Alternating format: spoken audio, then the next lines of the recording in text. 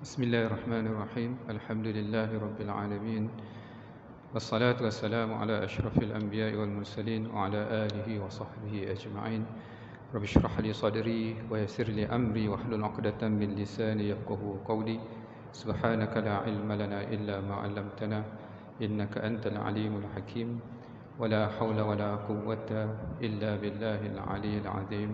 Amma ba'd. Ahayyikum bi tahiyyatil Islam. Assalamualaikum warahmatullahi wabarakatuh. Alhamdulillah, syukur kita kepada Allah Subhanahu wa taala dengan izin kurnia Allah. Masih lagi kita diberi kekuatan, kesempatan dan keupayaan untuk berada di tempat yang baik, melakukan sesuatu yang baik. Ketahuilah, ini adalah rezeki dan anugerah daripada Allah Subhanahu wa taala. Ia bukan berlaku secara kebetulan. Ia berlaku menurut skrip takdir yang Allah Ta'ala telah tulis, tetapkan untuk diri kita. Ia juga bukan berlaku kerana keinginan dan kehendak mutlak kita. Kerana keinginan dan kehendak kita pastinya tidak akan berlaku jika ia tidak seiring dengan takdir daripada Allah Subhanahu wa taala. Sebab itu bila mana kita mampu dan berupaya untuk berbuat kebaikan, itu bermakna Allah Ta'ala telah menetap dan mentakdirkan sesuatu yang baik untuk diri kita. Maka tidak perlulah untuk kita merasa diri kita ini baik. Yang baiknya itu bukan kita. Yang baiknya itu adalah Allah. Allah lah yang maha baik, yang telah menetapkan kebaikan untuk diri kita. Kalau kita ada faham yang sebegini, maka tidak akan ada rasa dalam diri kita, rasa sombong, rasa takbur. Apatah lagi untuk kita memandang rendah dan hina pada orang lain. Tuan-tuan dan puan yang dirahmati Allah sekalian, jika ia baik, kewajipan kita sebagai hamba tidak lebih daripada menyatakan syukur kepada Allah Subhanahu wa taala, kerana peraturan dan sistem Allah sangat mudah dan kekal benar hingga ke hari kiamat ialah la in syakartum la azidannakum. Kalau kamu bersyukur, aku akan tambahkan lagi nikmatku kepada kamu. Tetapi sekiranya kamu kufur, maka Allah Ta'ala memberi ancaman yang keras. La in kafartum inna adabi lasyadid. Sekiranya kamu kufur, maka ketahuilah sesungguhnya azab aku amat pedih. Jika tidak bertepatan dengan keinginan kita, maka kewajipan kita sebagai hamba iaitu redha dan bersabar dengan segala ketentuan Allah, dengan berkeyakinan bahawasanya Allah Ta'ala itu pastinya tidak menzalimi kita. Allah Ta'ala pastinya tidak menganiayai kita. Allah Ta'ala pastinya berbuat sesuatu ada sebabnya. Allah Ta'ala pastinya tidak berbuat sesuatu melainkan ada hikmahnya. Kalau ini pegangan dan kepercayaan kita, biar sebesar mana ujian daripada Allah Subhanahu wa taala, pastinya kita kuat dan mampu menghadapinya. Kuatnya kita bukan kerana kita kuat. Kita itu memang tak kuat. Tapi kuatnya kita kerana kita bersama dengan yang maha kuat, iaitu Allah Subhanahu wa taala. Kayanya kita bukan kerana kita itu kaya. Tidak ada sesuatu pun milik kita. Semuanya pinjaman daripada Allah. Kayanya kita bila kita bersama dengan yang maha kaya, iaitu Allah Subhanahu wa taala. Begitu juga mulianya kita bukan kerana kita. Kita ni mulianya apa, tuan-tuan sekalian? Dijadikan daripada asas yang hina, kemudian penuh dengan aib dan dosa. Yang kita ini bukan mulia, hina, tuan-tuan sekalian. Tapi mulianya kita bila mana kita bersama dengan yang maha mulia, iaitu Allah Subhanahu wa taala. Begitu juga berilmunya kita bukan kerana ilmu itu, tuan-tuan sekalian. Berilmunya kita bila kita bersama dengan yang maha mengetahui, iaitu Allah Subhanahu wa taala. Kalau tidak, jadilah kita seperti iblis. Iblis ini gurunya malaikat. Sebab itu Allah Ta'ala tak jadikan ilmu tanda seseorang itu berjaya ataupun tidak. Sebab yang paling berilmu itu adalah iblis. Sebab itu bila mana Allah Ta'ala perintahkan iblis sujud kepada Adam, iblis tak sujud, malaikat sujud. Sebab apa iblis tak sujud? Sebab ilmu iblis itu tinggi. Dia tahu siapa dia. I'm created earlier than Adam's, and I'm created from fire. Aku diciptakan lebih awal daripada Adam, dan aku diciptakan daripada api, pastinya lebih mulia daripada tanah. Ilmu iblis, tuan-tuan sekalian. Dia tahu siapa diri dia. Tapi iblis hina, tuan-tuan sekalian. Iblis dicela, tuan-tuan sekalian. Walaupun ilmunya tinggi. Sebab mulianya seseorang bila mana dia bersama dengan yang maha mengetahui, iaitu Allah Subhanahu Wa Taala. Satu lagi perangai iblis, tuan-tuan kena faham. Ni perangai kadang-kadang, tuan-tuan sekalian, ada agak kita pun perangai iblis ni. Mulut manis. Iblis kalau bercakap dengan Tuhan, Rabbi, Tuhanku, manis. Baik ya Allah, Engkau nak keluarkan aku daripada syurga. Wahai Tuhanku, izinkan aku dua perkara. Apa dia? Tuhan tanya. Pertama, panjangkan umurku hingga ke hari kiamat. Yang kedua, berikan aku keupayaan untuk aku sesatkan anak Adam. Allah Ta'ala jawab apa? Granted. Diberikan. Illal mukhlisin, melainkan yang ikhlas saja, kamu takkan mampu untuk sesatkan. Yang lain berilmu, tuan-tuan sekalian, tapi tidak ikhlas, tuan-tuan sekalian, habis menjadi bahan tipu daya iblis. Ini yang harus kita faham. Kayanya kita bila kita bersama dengan yang maha kaya. Kalau tidak, jadi Qarun. Qarun kaya, tuan-tuan sekalian, tapi hina. Apa tanda hinanya Qarun? Ada siapa-siapa bagi nama anak dia Qarun tak? Tuan-tuan cik tengok tu. Kat Malaysia kot lah, tuan-tuan sekalian, kita negara Islam. Tak bagi nama Qarun. Negara lain pun tak ada. Kok lah, kan terkenal, tuan-tuan sekalian. Anak tak ada siapa bagi nama Qarun. Cuma jumpa harta Qarun. Tapi anak tak ada. Kata tuan-tuan sekalian, hari ini majlis sumbangan pada asnaf. Tuan-tuan pengurusi majlis.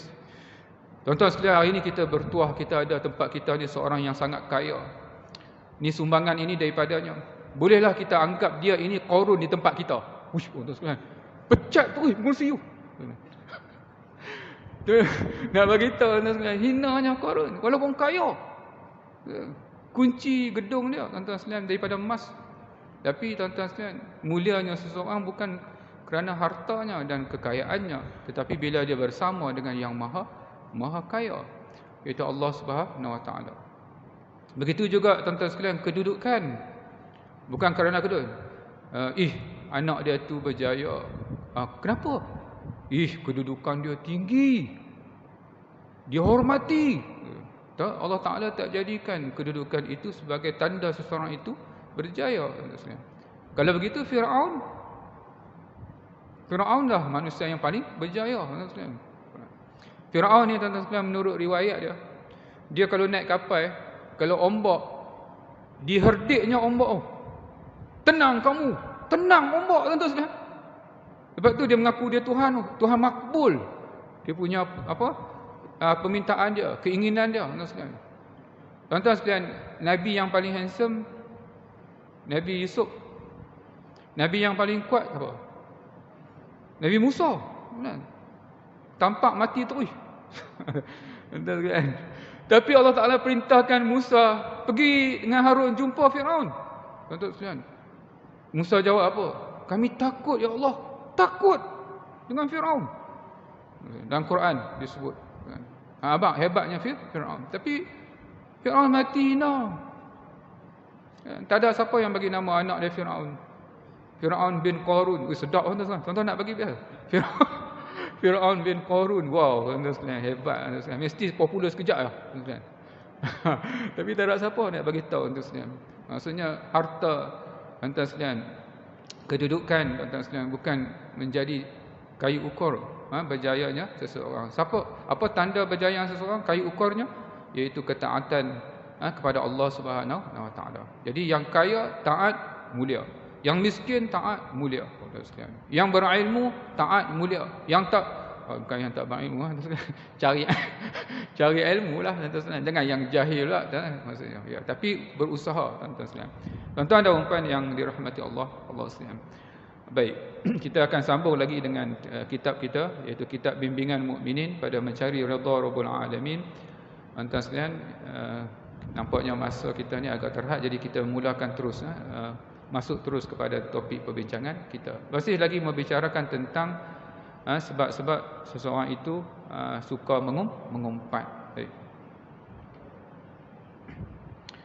Ini tuan-tuan sekalian, bentuk-bentuk mengumpat kita sebut dulu. Dia berkata, sungguh sedih aku apa yang berlaku ke atas sahabat kita kerana kecuaiannya dan perilakunya yang tak baik. Ini tuan-tuan sekalian, ayat yang bahagian depan tu baik, tunjuk simpati, tapi yang belakang kutuk.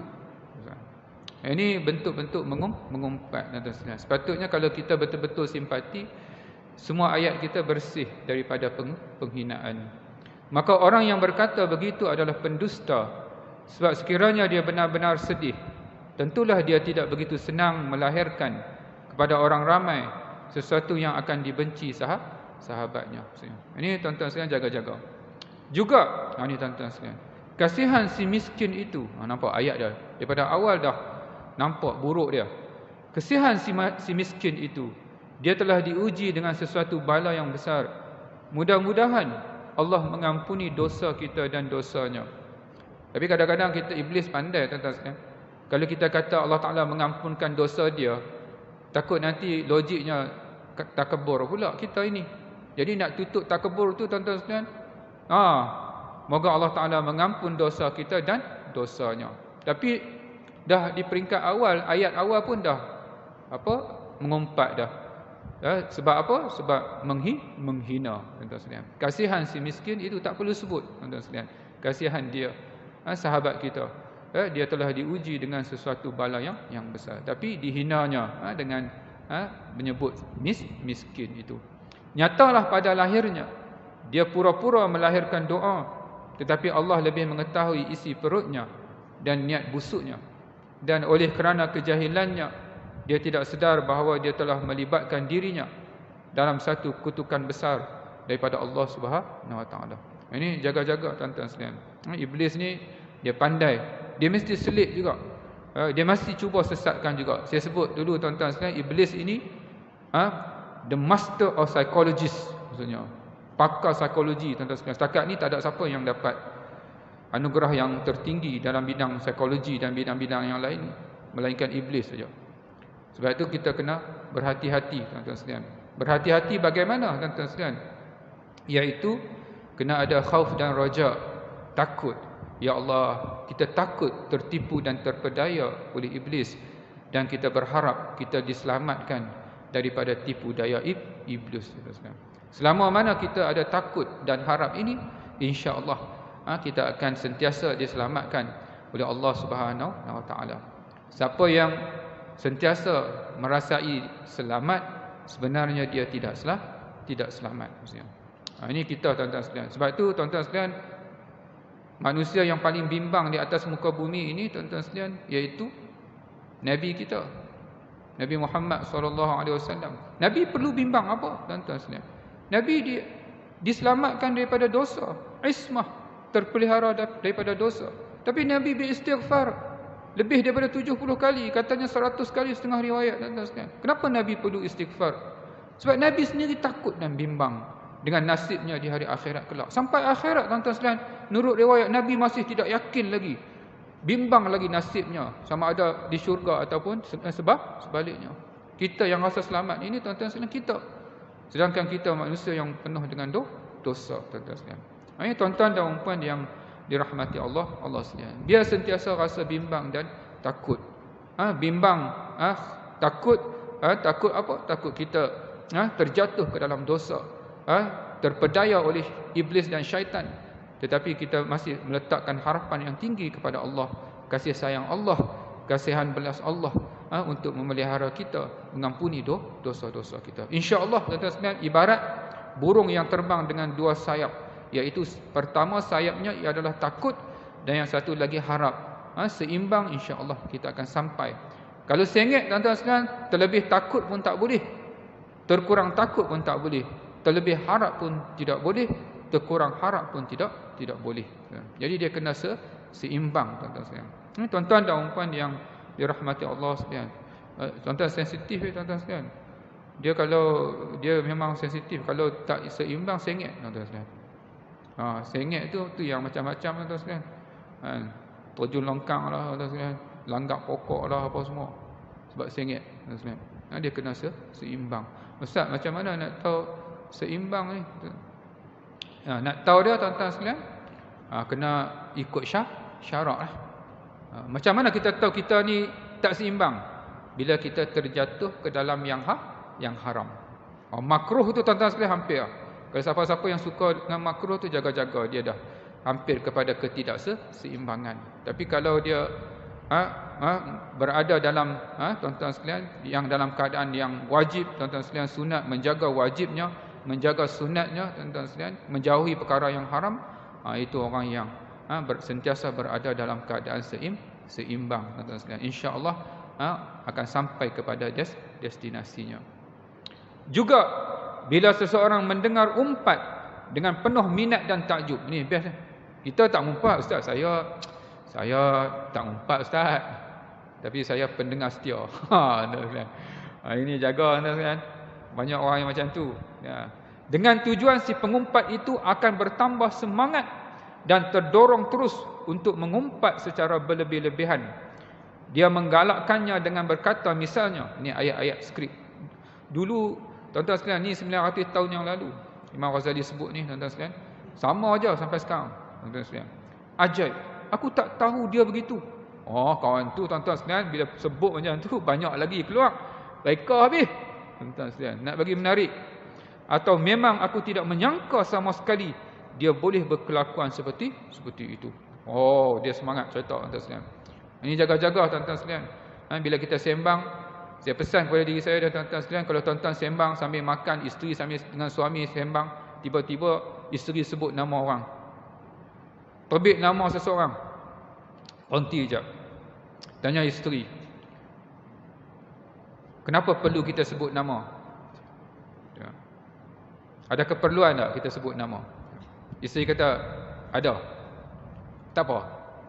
Tapi kalau tak ada keperluan, tak payah sebut nama boleh. Sebab nanti jatuh dalam mengumpat. Bila jatuh dalam mengumpat, pakai duk gelak suami isteri. Awak duk gelak, duk makan mayat saudara sendiri. Ada ayat asam pula depan tu. Lagi sedap. Itu yang best. Tuan-tuan sekalian, makan free dengan mengumpat. Ini kena jaga, tuan-tuan sekalian. Berbaloi kalau kita berhenti, tuan-tuan sekalian. Mudah sangat kita ni jatuh dalam mengumpat. Cerita benda betul ya, ustaz. Benda betul saya cakap ni, ustaz. Pasal betul nama dia mengumpat. Kalau tak betul jadi fitnah. Jaga. Kalau dia dengar dia tak suka, mengumpat. Tuan-tuan sekalian, nanti kita, tuan-tuan sekalian, nak mati. Bila kita nak mati, tuan-tuan sekalian, biasa Tuhan bagi sakit. Tuhan bagi sakit. Kita pun diminta supaya berdoa supaya jangan mati mendadak. Sebab takut, tuan-tuan sekalian, mati macam mana. Yang kedua, takut tak sempat mengucap. Jadi minta doa. Biasanya mati Allah Ta'ala bagi sakit. Seminggu, 2 sebulan, tuan-tuan sekalian. Dia rida. Kafarah, ya Allah, jadikan sakit ini kafarah atas dosa-dosaku, ya Allah. Ampunkanlah dosaku, ya Allah. Tuan-tuan sekalian, sabar. Fasta'inu bis sabri was salah. Sabar dulu. Salat nombor 2, tuan-tuan sekalian. Nak bagi tahu sabar itu lebih berat dan lebih utama. Dia sabar, Tuhan ampunkan dosa dia. Dia mati. Tapi tuan-tuan sekalian, Tuhan boleh ampun dosa hutang dia dengan Tuhan. Tapi Tuhan tak ampun hutang dia dengan orang. Dosa mengumpat, dosa sangkut dengan makhluk. Kamu kena jumpa dia, minta maaf dengan dia. Tuan-tuan sekalian, kena jumpa dia. Kalau dia masih hidup. Kalau dia dah mati macam mana Ustaz? Kalau dia dah mati kamu mengumpat dia, nanti perbuatan dosa kamu itu diletakkan di atas neraca dan kamu kena buat baik kepada dia supaya perbuatan baik kamu kepadanya itu lebih berat daripada perbuatan buruk kamu kepada dia. Jadi tuan-tuan datang ke masjid, sedekah pun nama dia. Pergi umrah pun nama dia. Dan sekalian. What is this? A waste of time. Buang masa, sekalian. Kita pun sengkit amalan nak bagi kat orang. Pengajaran dia tuan-tuan sekalian, berhati-hati jika dosa yang bersangkut dengan manusia, payah. Di hari akhirat nak lintas di tiang sirat ada 7 checkpoint. 1 hingga 7, 1 hingga 6 dosa sangkut dengan Allah, tuan-tuan sekalian. Allah Maha Pengampun, Allah Maha Penyayang. I can forgive. Maksudnya, tuan-tuan sekalian, sampai checkpoint yang ke-7 nampak ada harapan nak masuk syurga, tuan-tuan sekalian. Tapi checkpoint yang ke-7 ramai yang terjun ke dalam neraka. Sebab apa checkpoint ke-7 susah sangat? Sebab checkpoint yang ke-7 dosa bersangkut dengan makhluk. Tuan-tuan, Allah Ta'ala tak ampun selagi mana kamu tidak pergi dan meminta kemaafan daripada orang yang kamu umpat. Ada orang jemaah tanya, Ustaz, sebelum ni saya suka mengumpat orang besar-besar. Orang besar-besar suka mengumpat, politik kan, saya suka. Sekarang ni bila saya sedar, Ustaz, saya nak minta maaf, bukan senang nak jumpa dia orang sibuk. Macam mana Ustaz? Saya kata itu bukan urusan saya. Kau cari sendiri lah, berani buat, berani tanggung. Sementara dia masih hidup. Nanti di hari akhirat kelak ramai datang keliling kita menuntut hak dia. Kita mengumpat, mengumpat dengan mulut, mengumpat dengan mulut dan mengumpat dengan hati. Apa dia mengumpat dengan hati? Berburuk sangka. Berapa ramai yang kita buruk sangka, tuan-tuan sekalian, nanti semuanya akan datang di hari akhirat kelak menuntut hak-haknya. Baik itu tuan-tuan sekalian, kalau tuan-tuan terlalu excited dengan seseorang, tanya diri kita, apa masalah dia dengan kita? Adakah aib dia itu memudaratkan kita? Maksudnya, kenapa terlalu excited sangat? Awak mudarat dia tu, aib dia tu membahayakan kita. Sibuk dengan artis, sibuk dengan selebriti, nak komen sana, nak komen sini, tuan-tuan sekalian, awak aib dia bahaya kat kita. Yang bahaya kat kita, aib kita, aib isteri kita, aib anak-anak kita. Yang itu sepatutnya kita lebih mengambil berat, tuan-tuan sekalian. Tapi kadang-kadang kita ni tak kenal dengan kita, tuan-tuan sekalian. Tapi kita terlalu excited, tuan-tuan sekalian. Tuan-tuan dan puan yang dirahmati Allah sekalian, ni berhati-hati. Semua ucapan ini sama seperti membenarkan kata-kata si pengumpat itu. Manakala membenarkan kata-kata orang yang mengumpat, samalah seperti mengumpat juga. Tuan-tuan sekalian, dia bukan makan persen. Hak mengumpat 70%, hak dengar 30%. Dah, dia makan 100%. Sama, tuan-tuan sekalian. Satu bakui, tuan-tuan sekalian. Sebab tu jaga-jaga, tuan-tuan sekalian. Ingatlah, the evil words will end at the good ear. Perkataan yang jahat akan berakhir di telinga yang baik. Sampai kat telinga kita. Boleh tak kita tukar tajuk lain? Ni mengumpat ni, berhenti perkataan mengumpat tu, sebab telinga tadi baik. Tapi kalau telinga tadi menyambung pula perkataan yang jahat tadi, that's ear also an evil ear. Maksudnya telinga itu juga telinga yang jahat, yang menyambung dan menyebarkan aib orang lain, tuan-tuan sekalian. Sebab itu berhati-hati, tuan-tuan sekalian. Tidak menguntungkan langsung, malah membahayakan diri kita, tuan-tuan sekalian. Ini tuan-tuan dan puan yang dirahmati Allah sekalian. Sedangkan orang yang mendengar sahaja tanpa membuat bantahan, dia dengar, tuan-tuan sekalian, dia tahu benda tu salah, dia dengar, turut bersyarikat sama, tuan-tuan sekalian. Dia tetap menerima dosanya juga, kecuali jika dia mengingkarinya dengan lidah ataupun sekurang-kurangnya dengan hati, kalau dia takut akan orang itu. Maksudnya, tuan-tuan sekalian, apa hukum amar ma'ruf nahi mungkar? Dalam konteks ini nahi mungkar, hukum dia adalah fardu. Fardu apa Ustaz? Fardu ain. Hukum nahi mungkar adalah fardu ain. Cuma tuan-tuan sekalian, level dia ikut kemampuan. Paling lemah menegur dengan hati kita. Paling lemah menegur dengan. Tapi kena tegur, tuan-tuan sekalian. Kalau tak tegur, dapat saham. Dapat saham. Kita banyak yang sekarang ni main tegur dengan hati. Tuan-tuan sekalian, kalau pakat tegur dengan hati, tuan-tuan sekalian, lingkup Taman Tun ni, semua main tegur dengan hati. Tengok maksiat, tegur dengan hati. Lingkup tuan-tuan sekalian. Macam kita pergi pasar malam. Pergi pasar malam, tuan-tuan sekalian, kawan duduk depan. Kawan kita duduk depan. Perempuan. Jalan-jalan, tuan-tuan sekalian, lalu bawah pokok. Serangga berbisa jatuh atas tudung dia.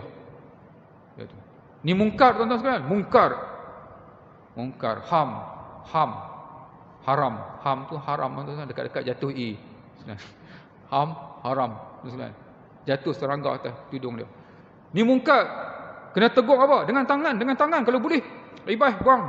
Dia tak mampu dengan tangan. Dengan mulut. Dia tak bagi tahu pula dengan mulut. Dia tegur dengan hati je. Jangan gigit dia. Lagi tuan-tuan sekalian. Mampu kalau semua bakat macam tu, tuan-tuan sekalian, nahi mungkar dengan hati, mampu tuan-tuan sekalian. Boleh, memang boleh dia. Ya Allah, saya tak mampu ya Allah. Tapi tuan-tuan sekalian, maksiat akan tersebar, tuan-tuan sekalian. Bila maksiat tersebar, maka kita mendedahkan diri kita kepada turunnya bala daripada Allah Subhanahu Wa Taala. Bila Tuhan turun bala, dia tak pilih. Ni malaikat si fulan ni dia suka main masjid takwa. Tolong jangan kena bala. Tuan-tuan sekalian, dia tak pilih tuan-tuan sekalian. Bila turun semua kena. Lepas tu masuk kubur kira lain. Dia kira macam tu dia. Sebab tu jaga tuan-tuan sekalian. Bila turun je semua kena, tuan-tuan sekalian. Tuan-tuan dan puan yang dirahmati Allah sekalian. Ni nahi mungkar. Kita kena buat setakat mana yang kita mampu, tuan-tuan sekalian. Kalau tidak, kita akan ditanya oleh Allah Subhanahu Wa Taala. Tuan-tuan dan puan yang dirahmati Allah sekalian, sikit hadis Nabi SAW bersabda, bila mana seseorang mukmin dihinakan di hadapan mukmin yang lain dan dia tidak menolongnya, padahal dia berkuasa menolong, nescaya Allah akan menghinakannya di hari kiamat di hadapan khalayak ramai. Tuan-tuan sekalian. Tuan-tuan sekalian, nanti di hari akhirat kelak dia ada macam gambaran tuan-tuan sekalian. Seperti akhirat ni kita tak boleh nak fikir dengan otak. Dia lain. Ma la ainun ra'at wala uzunun sami'at wala khatara bi qalbil bashar. Akhirat ni apa yang tak boleh difikir oleh, tak pernah dipandang oleh mata, tak pernah didengar oleh telinga, dan tidak pernah terfikir oleh akal. Tapi nak bagi gambaran, tuan-tuan sekalian, iaitu dia macam skrin besar, tuan-tuan sekalian. Nanti aib kita akan keluar. Orang semua tengok. Nasib baik, tuan-tuan sekalian, dia kat depan tu dia ada scan temperature je. Kalau dia scan aib, pakai tak main masjid habis. Tuan-tuan sekalian, type scan kat dai, keluar aib kita scan. Kalau masjid set untuk hari ni 24 jam dia keluar, tuan-tuan sekalian. Sebab kalau seminggu banyak sangat, tuan-tuan sekalian, dia keluar yang sejam yang terakhir, tuan-tuan. Pakai tak main masjid habis. Sebab banyak aib di hari akhirat keluar, tuan-tuan sekalian. Jadi kita tahu macam tu, kita istighfar, banyak-banyak minta ampun dengan Allah. Tuan-tuan sekalian, kita minta ampun, tapi dalam hati kita tahu dosa kita. Kita ingat dosa tu, utamanya dosa yang besar kita buat, kita ingat lagi. Nanti di hari akhirat kelak dia keluar. Tak keluar. Kita duk tunggu yang mana yang besar. Tiba-tiba tak keluar. Hak kita duk jangka keluar tu, tuan-tuan sekalian, hak besar tu tiba-tiba tak keluar. Ya Allah, mana ya Allah? Allah Ta'ala kata, aku ampunkan dosa, aku delete habis, dan aku lupakan malaikat akan dosa kamu. Malaikat pun Allah Ta'ala lupakan akan dosa kita. Itu dosa-dosa yang diampunkan oleh Allah Subhanahu Wa Ta'ala, tuan-tuan sekalian. Tapi kita ingat, sebab kita yang buat, tuan-tuan sekalian. Tapi kita istighfar, minta ampun dengan Allah. Allah Ta'ala padamkan dosa kita, catatan dosa kita ini, even daripada pengetahuan malaikat. Tuan-tuan dan puan yang dirahmati Allah sekalian. Lagi, barang siapa yang mempertahankan kehormatan saudaranya secara rahsia, Ini tuan-tuan sekalian, kalau depan-depan ni kadang-kadang tak apa ikhlas tuan-tuan sekalian. Kalau mempertahankan kawan tuan-tuan sekalian, tambah kawan tu pula ada kepentingan. Dia kadang-kadang tak apa bagus sangat. Tapi kalau di belakang, orang hina tuan-tuan sekalian seseorang, kita kawan dia, kita mempertahankan dia tanpa pengetahuan dia. Itu tuan-tuan sekalian, itu memang kawan yang baik lah itu tuan-tuan. Dia akan jaga maruah kawan dia. Tapi kalau depan dia tak apa, kadang-kadang tak ikhlas sangat. Dia bodek, ampus sana, ampus sini tuan-tuan sekalian. Tapi kalau belakang, kalau dapat kawan yang macam tu bagus. Dia pertahankan kita di belakang kita. Kawan macam ni payah nak cari tuan-tuan sekalian. Apa ganjaran dia? Ustaz, nak cari mana Ustaz? Nak cari mana Ustaz? Tak payah cari lah. Untuk nak dapat macam mana Ustaz? Senang je tuan-tuan sekalian. Kita kan kawan seseorang, kita jadi macam tu. Kita yang jadi macam tu, mempertahankan kawan kita di belakang dia. Kita doa harap kawan kita mempertahankan kita macam tu, kita tak. Tuan-tuan sekalian, 3M. Apa 3M? Tuan-tuan sekalian, mengira, menulis, bukan itu. 3M tu apa tuan-tuan sekalian? Mulakan dengan diri sendiri. Mulakan, M yang kedua, mulakan dengan yang kecil-kecil dulu tuan-tuan sekalian. Jangan doa harap yang besar-besar. Itu baru ada program baru ni tuan-tuan sekalian. Ada facilitator tanya, how can we influence people? How can we influence dunia? Macam mana kita mempengaruhi dunia, mengubah dunia? Masing-masing jawab, kita kena macam ni, kita kena macam ni. Saya kata senang aja nak mengubah dunia. As simple as smiling maksudnya. Senyum je boleh mengubah dunia. Ku tersenyum, kau tersenyum. Tuan-tuan sekalian, semuanya tersenyum. Tapi kita duk fikir besar-besar, dah tak buat apa. Yang kedua, mulakan dengan yang kecil-kecil. Yang M yang ketiga apa? M yang ketiga iaitu mulai saat dan ketika ini maksudnya. Jangan tunggu tuan-tuan sekalian. Jangan tunggu, sebab ajal maut tidak menunggu kita. Tuan-tuan dan puan yang dirahmati Allah sekalian. Ini orang yang hebat ni tuan-tuan sekalian, dia mempertahankan saudaranya secara rahsia. Apa tuan-tuan sekalian? Nescaya wajib atas Allah. Tuan-tuan sekalian, Allah Taala ni mana boleh paksa-paksa dia. Tapi Tuhan sebut di sini tuan-tuan sekalian, Tuhan ni membebankan diri dia. Dia ambil berat orang yang macam ni, dimuliakan orang yang macam ni, maka Tuhan mewajibkan atas dirinya untuk mempertahankan kehormatannya kelak di hari kiamat. Tuan-tuan sekalian, kita pastinya banyak aib sangat tuan-tuan sekalian. Saya boleh datang sini duduk depan ni tuan-tuan sekalian. Tuan-tuan sekalian, sebab tuan-tuan tak tahu aib saya. Dan tuan-tuan pun boleh datang masjid sebab orang tak tahu aib tuan-tuan. Kalau orang puji kita tuan-tuan sekalian, dalam hati, kau tak kenal aku. Kalau kau kenal aku, silap-silap kau tak puji. Tuan-tuan. Jadi tuan-tuan dan puan sekalian, di hari akhirat kelak tuan-tuan sekalian, pasti kita akan dihina seteruk-teruknya tuan-tuan sekalian. Anak-anak tengok kita, isteri pasangan tengok kita, begini suamiku dulu, aku tak tahu. Banyak benda yang aku tak tahu. Suami pun, isteri pun macam tu tuan-tuan sekalian, banyak. Tapi tuan-tuan sekalian, caranya apa tuan-tuan sekalian? Caranya iaitu kita jaga maruah sahabat kita di belakang dia. Dan Allah Ta'ala menjanjikan, janji Allah Ta'ala itu pasti benar. Dia akan jaga kita punya kehormatan ya, tuan-tuan sekalian. Kita nak lepas daripada dosa, tak lepas tuan-tuan sekalian, tak lepas.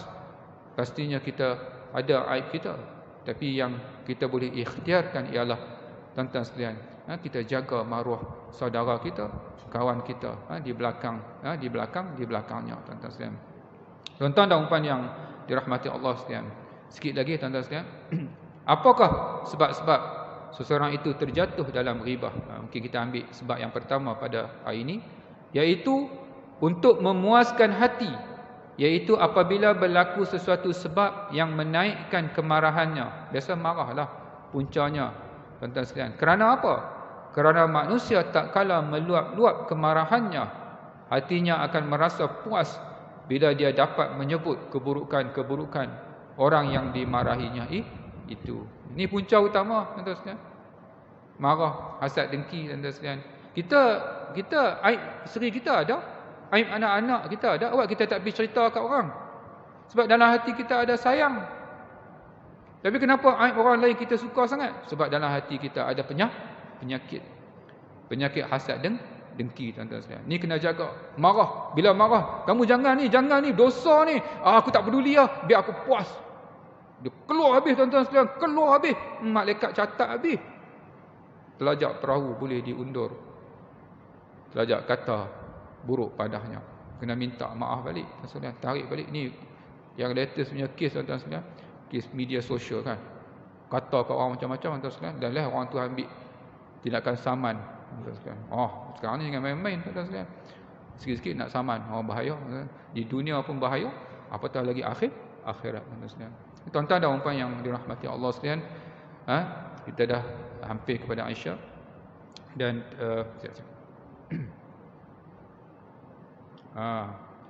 yang terakhir saya untuk bila warning. Maka tanpa disedari, lidahnya akan menyebut segala yang bukan-bukan, sekiranya ia tidak dapat dikendalikan oleh jiwa agama, atau sekiranya dia jika dia dapat mengawalnya dengan memendamnya, lama kelamaan ia menjadi dengki dan dendam, dan akhirnya tertarik juga mengumpat. Baik ya, terima kasih. Dah kata dah. Kita tangguhkan majlis kita dengan tasbih kafarah dan suratul As. Subhanakallahumma wa bihamdik, asyhadu an la ilaha illa anta, astaghfiruka wa atubu ilaik. Bismillahirrahmanirrahim.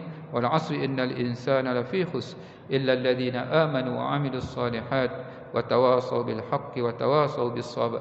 Wassalamu alaikum warahmatullahi wabarakatuh.